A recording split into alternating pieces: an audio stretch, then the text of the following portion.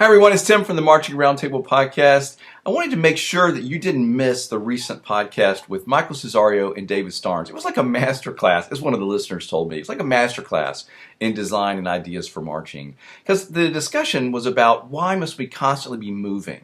This is something I've wanted to talk about for a long time. Very frustrated with this in the activity. It's now completely taboo to just stop and play a phrase of music. I mean, yeah, the color guard is still supporting the music, but no, the winds have to be doing all these gyrations and moving around, and the drum line has to be moving constantly.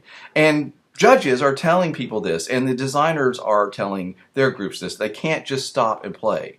I think that we've lost something through this process, and I'd really love for you to join this discussion and listen to what Michael and David had to say about this sort of idea of this constant movement, why we ended up here.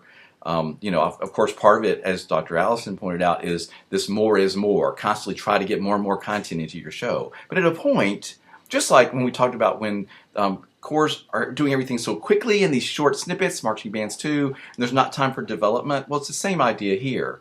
If it becomes too much movement all the time, the movement loses its impact. It's like if you play double forte all the time, it stops sounding loud.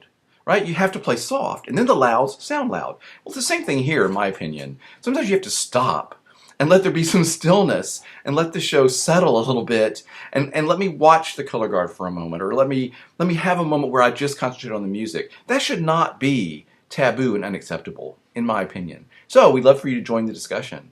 Let us know what you think on our Facebook page. Listen to the latest podcast with Michael and David. I think it's a really valid thing we should all be discussing.